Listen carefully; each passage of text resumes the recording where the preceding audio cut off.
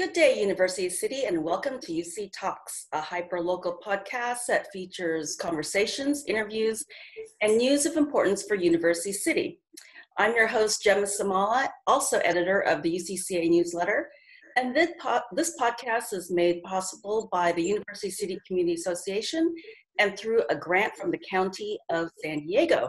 And today we are talking to Anthony Davis, who is a professor of music at UCSD for, I think, over 20 years now. You've been a composer for over 40 years, almost 40 years, and you've composed a number of operas, including for the New York City Opera. And most recently, you have been named the winner of the 2020 Pulitzer Prize in Music for your opera, The Central Park 5.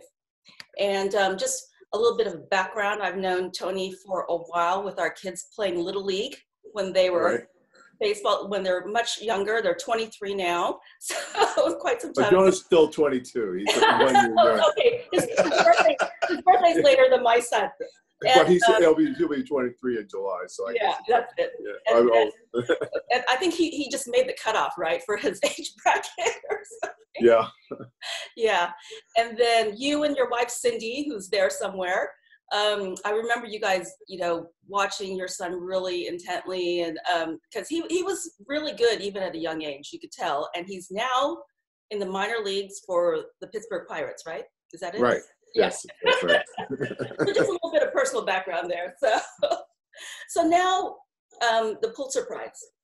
So I hear you also heard about it while on a Zoom call. Is that correct? Yes, that's true. I was having a faculty meeting with the music department on Zoom. We were meeting on Zoom, and I heard the phone ring. So I saw I was from New York. And I said, well, I guess I'll just pick it up and say, I'm busy. I'll call you back later. Right. Mm-hmm. So because I have a lot of family in New York, a lot of people in New York. So I picked up as Franco Cherry from New Music USA, and he said, congratulations. And I said, for what?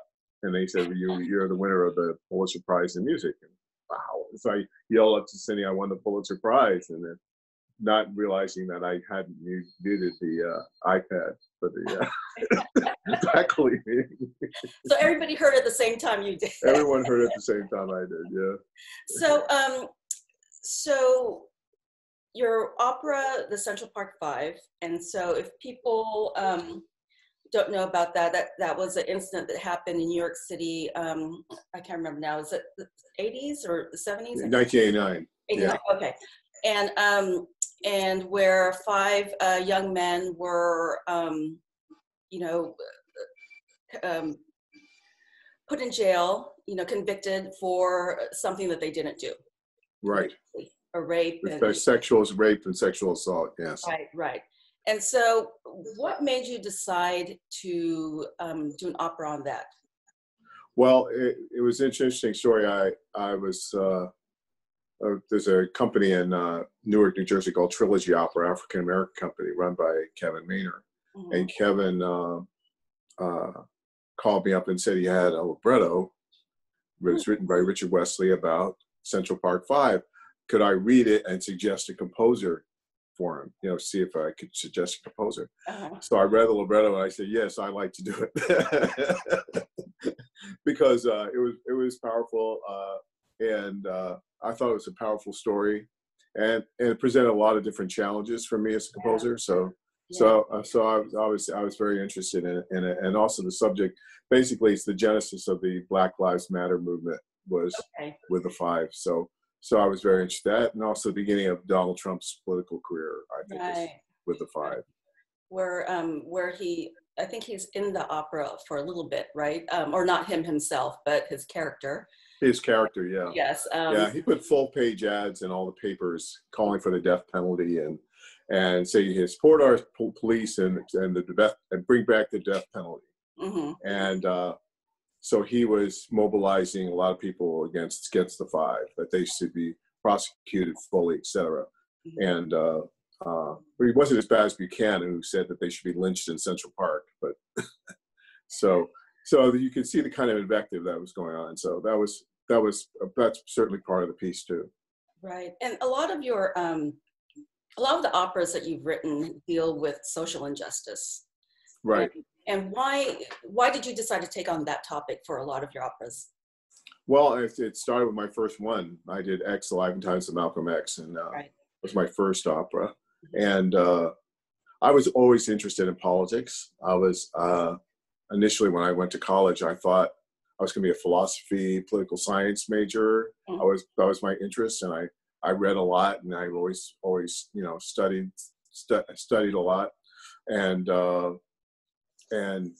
but I realized that I really wanted to be a musician, when I was in school. So I finally decided on music as my path. But I always wanted to hopefully make a difference through music. So find a way that I could combine my interests and passions in the political sphere and with music. And did you now? Were you always a musician? I know you play piano, and you also have albums out there too. Is that something that you've always, been interested in when you were young? Yeah. I started playing. I think. Well, I went to I started going to a music school in Princeton, New Jersey. I think when I was in second grade or first grade, and I was always interested in music. I play I just come home after school, play for 2 hours every day, and you grew up in New Jersey, right? Is that where you grew up? Was New Jersey? I lived in New Jersey at that point, and then I lived in Pennsylvania for about 10 years. Oh, okay, all right. So I was, music was always part of my life, but it was more a way of decompressing and getting away from, all the tensions you feel when going to school and doing all these other things, and then I realized kind of later that that's what I wanted to, really wanted to do. And you went to Yale, right? Is that the university? Yes, I went to Yale. Yeah. And by the time I went to Yale, I was already getting pretty serious about music, but I initially went there as a philosophy major. Okay. And then I switched to music, I think my senior year at Yale. Oh, okay. Oh, wow. Yeah. So, and it was great. Well, I had a band when I was at Yale, a group of musicians I worked with, including some, pretty famous musicians like George Lewis, who's a great trombone player, as well as composer. And so the two of us had a group together, so we would tour around the Northeast, playing, and then we played in New York, and so that's sort of started everything. So I read a fun fact, I guess, that you were you almost joined the Grateful Dead. Yes, that's when I was in.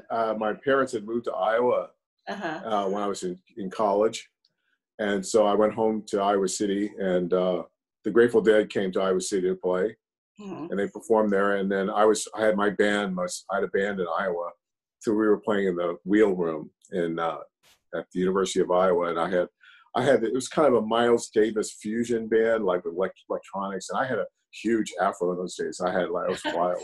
I just like Angela Davis afro. So it was wild. It was like my mother always wanted to cut my hair.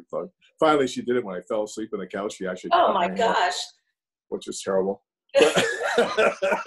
But I had this long hair, and so I was playing, and they came to hear the band. They were just hanging out, and they came over to me and they said, "Well, would you be interested in touring with us?" Because they didn't, or something happened to their piano player or something. So so I went to my parents and they said, "No, you're going back to school."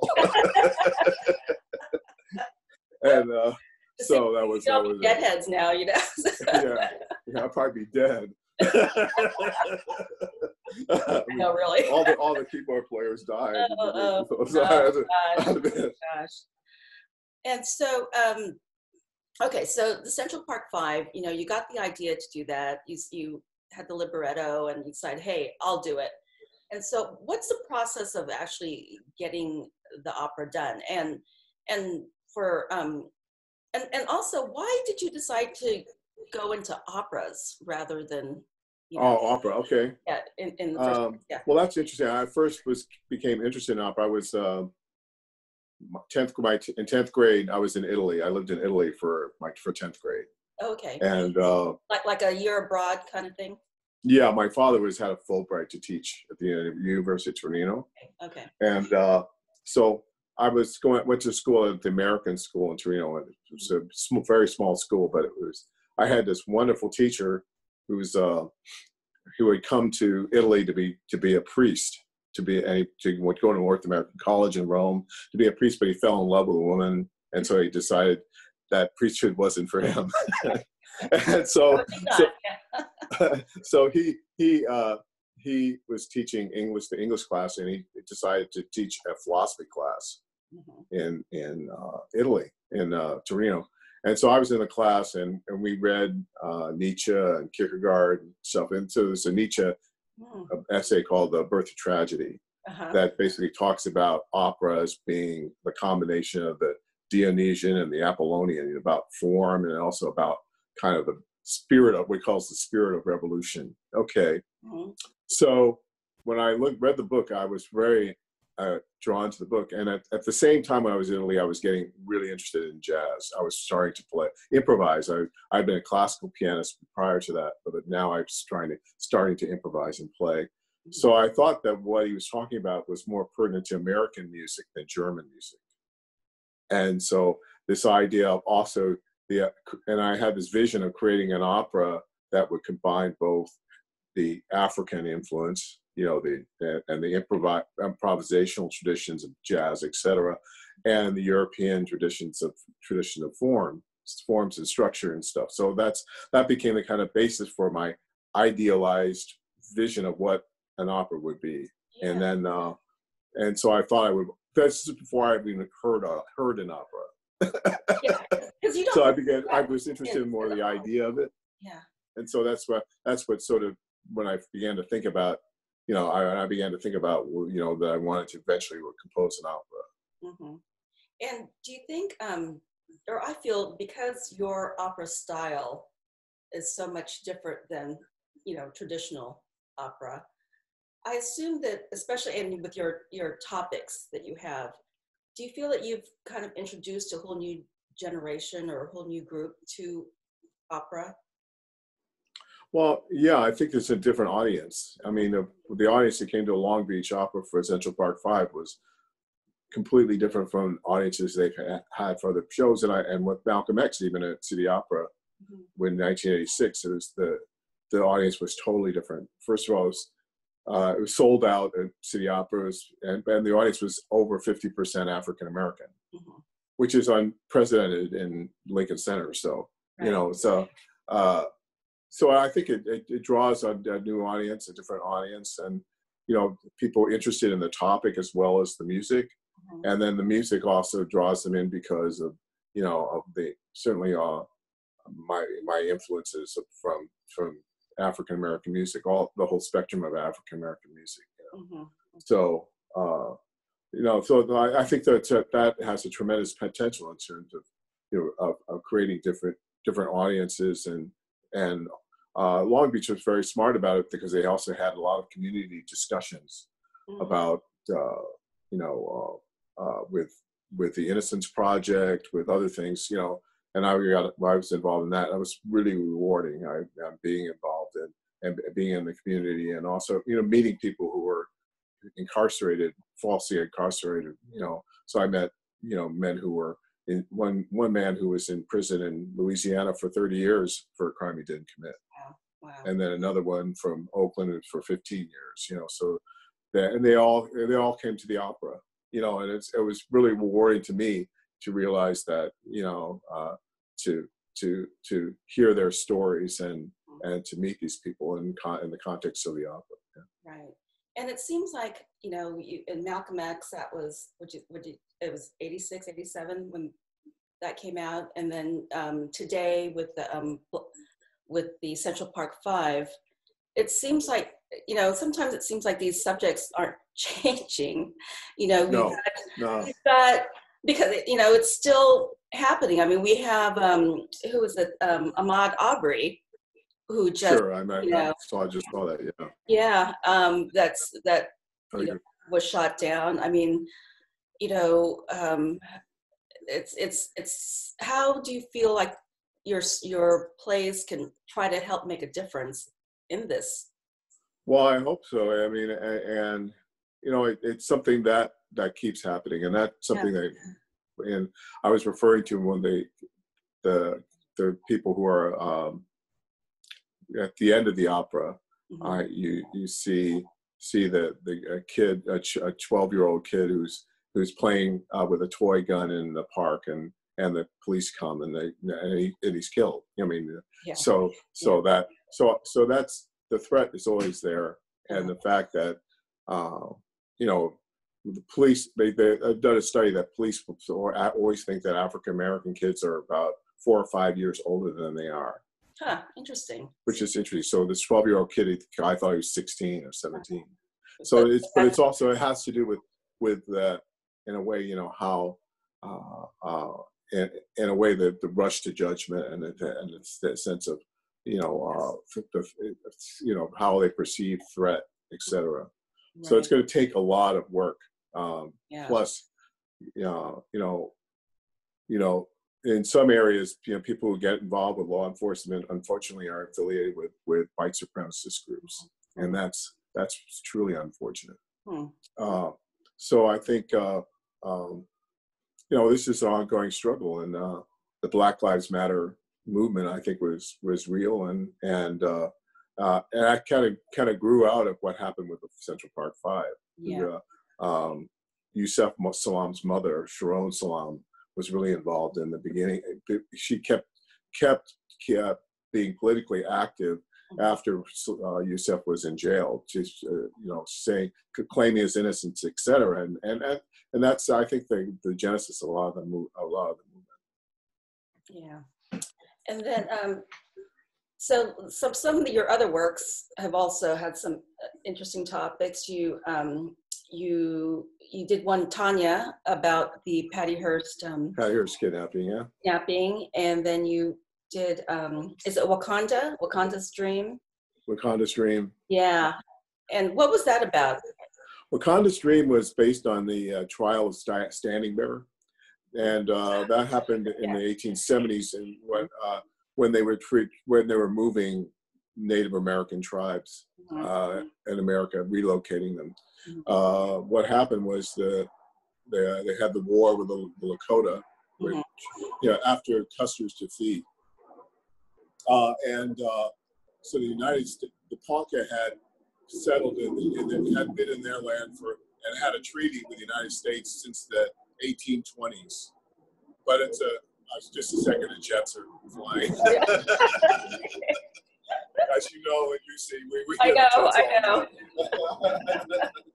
I think we're getting some more tomorrow too, around noon, I think. So. Yeah. So what happened is, and of course, the United States has violated every treaty they've made with Native American people. So in this treaty, so they have the Ponca were at peace with the white settlers for years. In fact, when the Mormons were going west, the Ponca saved them during a winter. So the Mormons actually stayed with the Ponca before they went on to Salt Lake. So what had happened is after the battles with the Lakota and the Sioux, the United States ceded the land from the Ponca to the Lakota in order to take the land where they had the silver and the Black Hills from the Lakota. So in a way, so in exchange for land from the Lakota, they gave the Ponca land to the Lakota. So now that the Ponca were removed from Nebraska and had to move to Oklahoma. Oh gosh, okay. And what happened in Oklahoma, there was, you know, wasn't water, and they had disease, and Standing Bear's son, Bear Shield, died as a result of you know, this.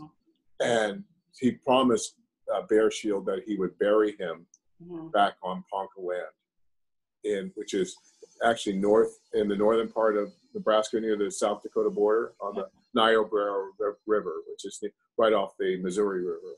Oh. And so Standing Bear and a party of the Ponca left Oklahoma and went back to Nebraska.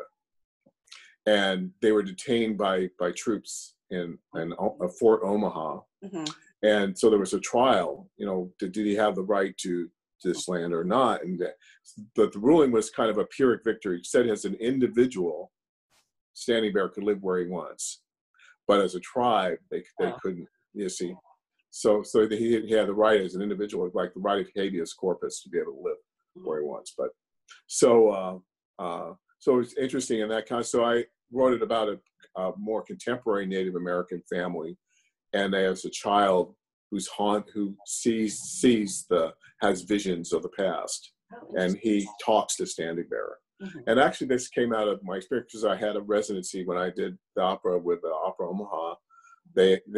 I visited the Ponca, then relocated the northern Ponca in Niobrara, and I went to a powwow in Niobrara, and it was an amazing experience for me. I met this mother, and there was one child who was dancing at the powwow with black feathers. So I talked to his mother, and it turns out that she told me he had sight, that he could see the future. Interesting. And then she told me a story about when she went to, they were going to go swimming in a creek, and he said to her, "The water's, mommy, don't go in the water's red." And so she stepped in the water, and there was a broken bottle in the water. She cut her foot, and she had to have 12 stitches in her foot. Oh my goodness. So this kind of thing. And then the doctors told her she couldn't get pregnant again, and he touched her stomach, and he said, "Oh, mommy, you're going to have a baby." And she had a baby.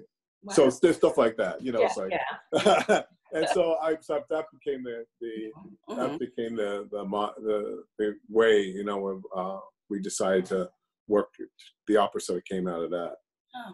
Because rather than just telling, I didn't want to do another just trial story like Amistad. I'd done Amistad prior to that, so I wanted to, and it was a different way of doing it, and it was really actually Jonah played the child in the opera when we did it. Yeah, he was not 9 then. I think I remember that actually. Yeah. So that was fun. It was, and I worked with a great writer, Yusef Kumanyaka, who's an amazing poet. And he had just gone through a family tragedy. His wife had killed their baby and committed suicide. Oh my God! And that happened just at the time I was at the reservation, and and Yusef was supposed to join me, and then that happened. Oh my God. And I said, what do you do? How do you wake up in the morning? Yeah.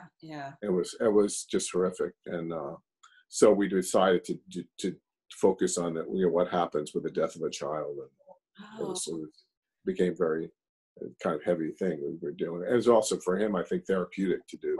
Right. And so what are your plans next? What are your next operas that you have in the works, or other works that you're doing? Well, everything's sort of on hold, because the COVID stuff, and well, that's true. Of course. Yeah. Also, I was sort of in the middle of, I have several projects I want to do. I'm not sure who's going to do it or how it's going to work. One is an opera. I'm working with this group in San Diego called Bodhi Tree. Okay. And we're doing an opera based on a children's book. It's a children's opera called Pancho, Rabbit, and the Coyote. Oh, cool. That sounds like fun. Yeah, it's fun. And it's a children's opera, but it's about the border. Okay. Because Pancho Rabbit is a young Mexican rabbit. Okay. And his father's a migrant worker who's in California. His father doesn't come home for Christmas, so he decides to go to California to find his father. Oh, okay. And the coyote, in return for his food, gets him across the border. So, and it's actually they're called coyotes. Right. Yeah. So and then the border is guarded by snakes, and then there's I think I'll probably have an orange snapping turtle or something on it. but that's really a nice, that's an interesting way to have that topic as a children's story with these, animal characters and things. I mean, animal characters. I think that'll be fun. Yeah. And so I was going to say, where can we watch you know, the opera, but I guess it's not showing anywhere. Yeah. There's no. It's so funny. I mean, I've never been in a place where it was funny to win the prize at this moment, because usually you can try to, get projects going and stuff, but it's so hard because there's nothing's going. Yeah. I mean, the hiatus is interesting. It's like I had another project I was going to try to do with about Dylan Roof and the Mother Emanuel shootings in Charleston. This is from the perspective of the woman who forgave Dylan Roof, the woman who lost her mother. Yep. And I have the libretto's already written. That's fantastic. The libretto's fantastic. So I may just write that too. Just do it. Yeah. But I've done that in the past when if some project really hits me, I just write it, and I don't care if I have a commission. I just do it. Don't tell anybody, but I do that sometimes. So it's not like I guess they don't put operas on like Netflix or anything like that. There's no way we could see it from home. Well, I could probably send you a link if you want to watch it. Yeah. Central Park 5. Yeah. Yeah, because I tried to search for some on YouTube. I only saw little clips, and so I couldn't find them. Yeah, well, you usually not allowed to put everything out there. It's like that's sad. That's too bad. Yeah. But well, actually, I mean, with COVID though, with everyone staying home, I think a lot more universities and museums and other places are letting people see some things for free. Yeah, that's true. That's true. And there are a lot of things online now. A lot of opera companies put things online of productions they did in the past. Yeah. I saw a Met production that they did was Leontine Price's last performance at the Met as Aida, and that was incredible. That was incredible to watch. She was so amazing. So I've watched some operas on that I wouldn't have had the chance to see because they're being streamed and stuff. That's true. And you're still teaching right now, right? I mean, how are you? I'm actually on sabbatical. Oh, okay. I took a sabbatical, so I was supposed to be in Italy. Oh. I was going to go to Italy on March 16th. I had a residency in Genoa at this place called the Boiasco Foundation, which has kind of this artist retreat. It's a villa in Genoa, and so I was going to work on a new piece and stuff. And of course, March 16th, I think 2 weeks before, Cindy said, "We're not going," because the virus was really starting to pick up in northern Italy. It was really bad. Yeah, and so is that something that you can pick up again to do? Yeah, they said but I have to have a sabbatical again, so I'm not sure when I can do it, unless I do it next summer or something like that. Mm-hmm. Yeah. So now if classes are going online for the UC system in the fall, how are you going to teach that way? Well, I don't know. Yeah. I have to figure it out. All my colleagues have been like, they do like webinars, stuff, how to teach, virtually. I mean, I've done that. I can do some of that, but But I was on sabbatical, so I said, oh well, so. But and a lot of my colleagues would tell me about it, so I'm sure they'll help me. When it comes time to do it, I'm doing. So I'll have to figure out how to teach that way. That's kind of hard. Also, you have to play music, and some of it is really like, for example, doing ensembles or something be really hard. Yeah. And so when you teach, what's I mean, do you teach composition? What are the classes? Yeah, I do. I teach composition. Also, I teach an integrative studies program in both programs. So, so I have individual composition students, and then I also work with sometimes I teach the composition class, which is for the first year composition students. So I did that this year. Mm-hmm. And I really enjoy it. I really enjoy seeing young composers find their voice, helping them find their voice. Yeah. And there's some really incredible young musicians and composers that have come through UCSD from all over the world, and so it's very exciting for me to work with them. Yeah. And do you ever work with your students on projects as far as like creating Yeah, I do. I have several students writing operas now. Oh, really? One of my students is very talented, and she's writing. She's a singer as well, so she performs in them, and She influences her. She loves. She studied in Indonesia, Balinese music and dance, and also she studied Georgian singing Oh, I love that. and Yeah. as well as, in the Balkans and all, so she knows a lot of different folk traditions really well, as well as she loves heavy metal. So, so her music reflects those things. Reflects those things. And so it's very like, so she's doing. So she's done. She did a Beowulf opera, and now she's doing an opera. She's working on a new opera now. She's a lot of times interested in kind of Nordic kind of myths and legends and stuff. So. Interesting. And so, how do you get as a teacher? What do you try to get through to your students when they create their music? Well, the main thing for me is that they don't feel they have to abandon their voice. Okay. Abandon what they love, to compose what you love, and then to come from so it's not limited in style, like saying, so you write an opera, it's supposed to sound like this. Right. No, it's supposed to sound the way you sound. Yeah. And how you hear music. Right. Not necessarily how someone the world thinks it's supposed to sound. Yeah, because that's what you've done. You've really I think that's important, because you just can't. You have to realize that what you have to offer to opera is what your voice in opera, not necessarily trying to compromise that in order to write an opera. Yeah, and I love how your operas all have this this social aspect to it. Where you're really getting the audience to think about the subject. Well, it's funny, because I always tell people that to write an opera has to have a certain kind of weight to the material. I mean, you don't write an opera about, you go to school, you meet, you fall in love, and then you break up. I mean, no. I mean, that may be really, really, that's really, I mean, that may be really important to you, but you also think about, because in a way, it's funny, because of my experience doing opera, because the having everything sung brings a different kind of weight to things, and so I call it like, the music has bloodlust.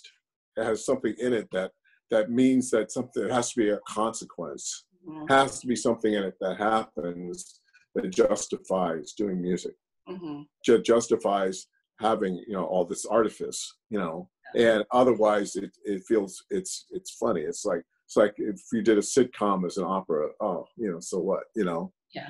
Or if you did, but you could do comedy as an opera. I mean, I tried to do some comedies. Because I like to think I have a sense of humor, so I like to work and doing funny. I've done when I did Tanya was kind of darkly funny, and Lilith, my opera Lilith, and Lear on the Second Floor had humor as part of it. And I think that's important to do too, to attempt that, because that's the hardest thing to do. I find that actually doing comedy and humor is harder musically actually than the tragedy. I think comedy, you have to be pretty intelligent, to pull off comedies. I always feel good comedians are pretty intelligent people. Oh, amazing. They're great actors too. They're usually, like a Richard Pryor or Chris Rock or, or Lenny Bruce or, I mean, I love comedy. I love comedians. Yeah. Maybe you can do an opera about a comedic opera living in the life of coronavirus or the COVID. Yeah, well, that's weird. Yeah. Yeah, be the Zoom opera, Yeah, the Zoom opera. There you go. We're doing everything by Zoom. So yeah, this is kind of a weird time for you to actually be winning the Pulitzer Prize. So, because normally after you get this, like you said, you get all these projects and everything. And so, how will this prize, do you think, or you hope, will change your life and your career? Oh, I don't know. I think that it certainly opens some doors for me. I mean, I've already had some inquiries about some things, and trying to be able to continue working the way I do, because I love what I do. So I like to continue to compose and work on new projects, kind of what keeps me going. So I hope that there'll be some great projects ahead that I can work on, and also some pieces that I was working on a music theater piece I've written, a piece called Shimmer, which is about it's a musical actually about takes place during the late 1940s in the United States. About kind of with the Red Scare, about the Red Scare, etc. And it deals with two characters who are trying to make it in New York as artists. As one is a writer for a newspaper, and one is a playwright. And so that I'm very excited about that. It looks like prospects look good for that I'll be able to do something with that. Do you think you would eventually like venture into more of like the musicals, that like on Broadway type musicals? Well, I've tried. I've had 2 different shows I worked on, that musical shows. One was Shimmer, I described. The other was called Tupelo, about the life of Elvis Presley. Yeah. And both of them I learned so much working on it, and it was so much fun, writing songs and doing that. So I did enjoy it. It's very hard world. It's very different world from the opera world for me, and the expectations are quite different. So. The Broadway is very commercial, so I'd like to think of doing music theater, maybe whether it be a Broadway or not. I'd do something we'll see. Yeah. And so do you think we'll eventually, once things open up, get to see Central Park 5 here in San Diego? Oh, I hope so. Yeah. I'll talk to San Diego Opera about it or something. But I'm hopeful. I really wanted to do it in New York, have it done in New York, and I think that would be important to do. And I'm hopeful that would happen. Yeah, hopefully it'll open up, and we'll all go out there and. Yeah, if New York, my older son lives in New York, so I feel that what the situation in New York is so different from everywhere else. It's not. Yeah. I think New York and Boston have really hit hard. Yeah. And I have so many friends who've already had COVID. Oh gosh. I've had, one of my friends was on a ventilator for 3 weeks. Wow. And another one. That's good. Survived. Yeah. Yeah, survived. Yeah. And then another mother. Yeah. So I know a number of people in New York who've had it. Wow. Yeah. All right. Well, and so do you get to watch Jonah play at all? Yeah, we did. We went out to Greensboro last summer. He was playing low A in the low A at Greensboro, and that was really fun. Greensboro is a nice town, and it was really interesting. I had a friend who lived in Greensboro, so I stayed with him. It was really, so we had a great time. It was great to be in that part of the country, and he really enjoyed it. He really enjoyed it in Greensboro. That's good. I don't think he would be in Greensboro this year. He probably would. But who knows what's going to happen? I don't know if they're even going to have a season this year. I know, yeah. They're talking. We might play in Australia. Oh, okay. Maybe we might go to Australia, so that would be cool. So or Japan, they love it. Yeah, exactly. Yeah. Or Korea. Yeah. He has one of his best friends on his minor league team is from Korea. Oh, okay. He is an incredible shortstop. And so he's been telling Jonah about Korea and Japan. And you should go. Well, one day. Yeah. All right. So when are we going to see Cindy in an opera? Oh yeah. Well, we did. I did. I wrote Lilith for her. It was the last one we did. So yeah. I didn't know so and she was in Tanya, of course, when she was Patty Hearst and Tanya. That was actually before we were married. So. Okay. Yeah. So. Right. Yeah. Well, we'll see. But she's been doing teaching and stuff, but now it's hard to do teaching, virtually. So, so it's kind of a hiatus for that. But yeah. So. Well, I know you have to get going, and so we'll we'll hopefully get a chance to see the Central Park 5 here in San Diego sometime when everything opens up. Yes, that would be great. Yeah, yeah. Thanks for talking with us. Again, thanks for, spending time here for our UC Talks podcast, and congratulations for winning that Pulitzer Prize. I mean, that's really great. Well, thank you so much. I appreciate it. Yeah. Well, you know how we have the streets named after Nobel Prize winners. We'll have to start naming streets after Pulitzer Prize winners. Yeah, well, they could give me the little alley behind the Rite Aid or something. A little music or something, That's cute. Anyway, all right. Well, thanks, Tony. And once again, this podcast is brought to you by the University City Community Association and made possible through a grant from the County of San Diego. For more information about UCCA, including membership, to view our monthly newsletter, go to our website at universitycitynews.org, and remember to follow UCCA on Facebook, Twitter, and Instagram. And thanks again, and have a great day. And remember— Oh, thank you. Thanks, Jemma. It's wonderful to talk to you. Yeah. Thanks again. All right. And remember, University City, more than just a neighborhood.